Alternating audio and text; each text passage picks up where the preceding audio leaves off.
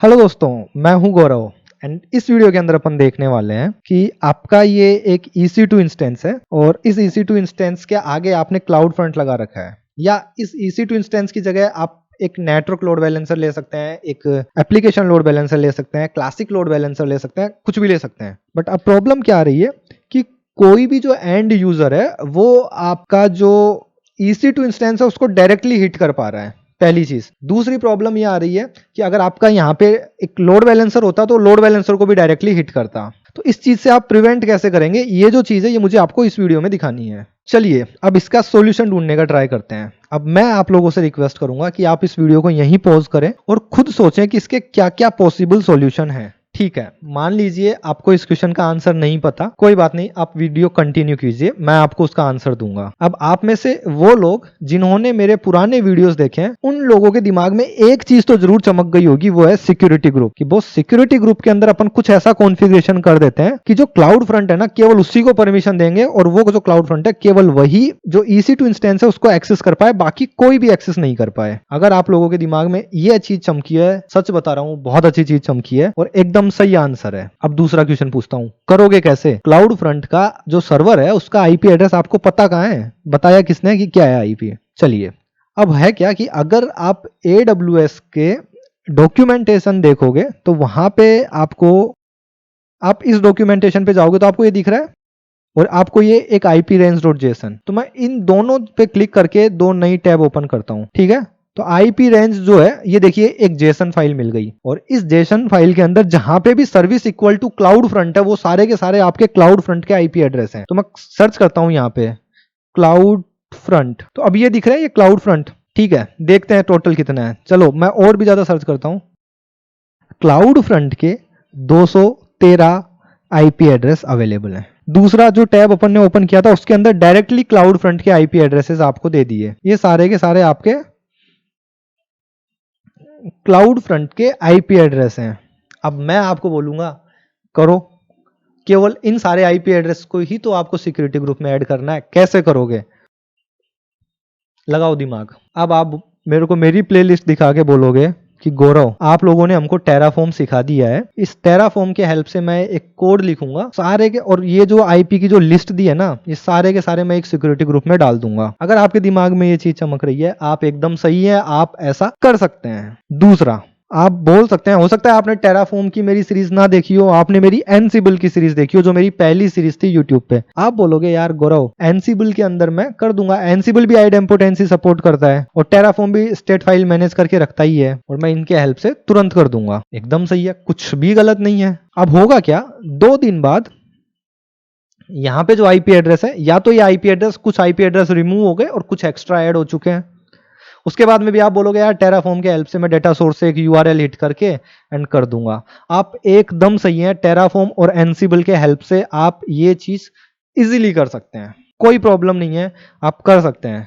But जब मैं AWS का इंटरव्यू ले रहा हूँ तो मैं यहाँ पे एक्सपेक्टेशन नहीं करूंगा कि आपको टेराफॉर्म कितना आता है, आपको एनसिबल कितना आता है। मैं यहाँ पे ये देखने का ट्राई करूंगा कि आप के कॉन्सेप्ट कितने क्लियर है, आपको AWS कितना आता है। चलिए वो जो 2 मेथड थे एकदम सही मेथड थे, आप ये कर सकते हैं और मैं तो चाहता हूं आप ट्राई करें। अब मैं जो इसका आंसर दे रहा हूं आप प्लीज वो आंसर सुनिए, अच्छा लगा हो तो प्लीज मुझे कमेंट करके बताना। केवल आपके कमेंट्स ही हैं जो मुझे मोटिवेट करते हैं वीडियोस बनाने के लिए, और मैं थोड़ा थोड़ा धीरे धीरे डिमोटिवेट हो भी रहा हूँ वीडियोस बनाने के लिए, इसलिए आप देखोगे वीडियोस मैंने लेट डालना स्टार्ट कर दिए हैं। प्लीज कमेंट करके थोड़ा सा मेरे को मोटिवेट कर दो यार, मैं आप लोगों के लिए इतना कर रहा हूँ तो अगर आप लोगों को लगता है मैं सच में कर रहा हूं तो ही करना, नहीं तो कोई जरूरत नहीं है। ये जो 2 चीज है ये तो मैं एक्सपेक्ट नहीं कर रहा कि आप मुझे ये आंसर दोगे अभी के केस में जब मैं AWS पढ़ा रहा हूं तो। हाँ, अब आप बोल सकते हो कि गौरव आपने शेल स्क्रिप्ट पढ़ा दी, तो शेल स्क्रिप्ट के हेल्प से भी कर सकता हूं, मुझे पाइथन आती है मैं पाइथन से भी कर सकता हूं। मैं कोई सी भी प्रोग्रामिंग अप्रोच नहीं ढूंढ रहा हूं यहाँ पे, मैं AWS खुद क्या बोलता है मैं वो चीज ढूंढने का ट्राई कर रहा हूँ। तो अब होता क्या है कि AWS जो है खुद कुछ IPs की लिस्ट खुद मेंटेन करके रखता है, ठीक है। जैसे क्लाउड फ्रंट में कोई एक नया सर्वर भी ऐड हुआ तो उसका IP एड्रेस वो खुद उधर डाल देगा, सेम वैसे ही कोई सर्वर अगर रिमूव हुआ तो उसको निकाल देगा, अप टू डेट रहेगी भाई।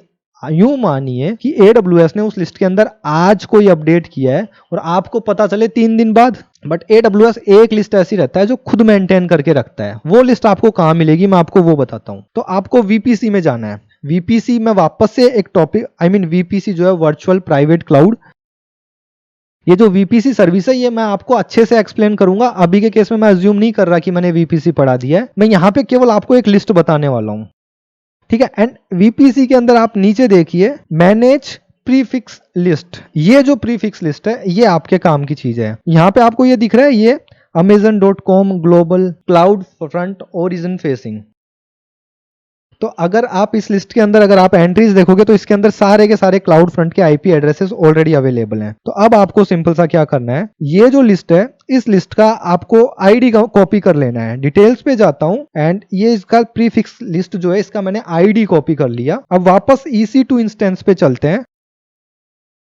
ये जो EC2 इंस्टेंस है इसके सिक्योरिटी ग्रुप पे चलते हैं, सिक्योरिटी, एंड ये जो सिक्योरिटी ग्रुप है मैंने इसको सिलेक्ट किया। यहां से मैं एडिट करता हूं इसके इनबाउंड रूल, पोर्ट जो 80 है मैं इसको डिलीट कर देता हूं और सेव करता हूं। पोर्ट 80 मैंने जैसे ही डिलीट किया तो अभी आप देखिए आपको यहां पे रेस्पॉन्स आना बंद हो जाएगा। अब ये केवल रेंडरिंग होता रहेगा, लाइक आई मीन बफरिंग में चलता रहेगा, इसको कोई भी रेस्पॉन्स नहीं मिलेगा। थोड़ी देर में एरर आ जाएगी, साइट कांट बी रीचेबल, ठीक है। एरर आ चुकी है। अब मैं क्या करता हूं, अभी आप यहां पे देखिए ये जो है ना cloudfront.net, इसको अगर मैं रिफ्रेश करूंगा तो ये अभी भी आपको रेस्पॉन्स दे रहा है। ये क्यों दे रहा है, क्योंकि ये आपको कैशे में से रिटर्न कर रहा है। एनीवे, वापस से मैं सिक्योरिटी ग्रुप में चाहता हूं, एडिट इनबाउंड रूल करता हूं और HTTP वाला जो रूल है उसको ऐड करता हूं। ऐड HTTP, किधर गया HTTP। अब यहां पे आपको जो सोर्स डालना है वो सोर्स क्या डालोगे, आपने जो कॉपी किया था ना आपको वो आईडी यहां पे डालनी है। तो यहां पे सर्च पे जाओ और पेस्ट कर दो, तो यहां पे इसको आ गया एंड मैंने सेव रूल पे क्लिक कर दिया। अब अपन अपने इंस्टेंस को वापस से एक्सेस करने का ट्राई करते हैं। अपना इंस्टेंस तो अभी भी अपने को एक्सेस नहीं होगा, ठीक है। वापस से एरर आने देता हूं मैं, this site can't be reached, ठीक है। एरर आ चुका है, मैं इस टैब को क्लोज कर देता हूं। अब ये जो क्लाउड फ्रंट है इसके अंदर ऑलरेडी कैशे में है, तो मेरे को ये डिलीट करना है कैशे से, जिससे क्या है फिर क्लाउड फ्रंट वापस से अपने एक्चुअल सर्वर को रिक्वेस्ट करेगा, अपने ओरिजिन सर्वर को रिक्वेस्ट करेगा और फिर अपन देखेंगे कि क्या अपने को अब डेटा मिलेगा या नहीं मिलेगा। तो कैसे करोगे आप, जाओ क्लाउड फ्रंट पे, बता चुका मैं आपको पिछले वीडियो में, इसीलिए ये वीडियो थोड़ा सा लेट हो गया। Cloud front,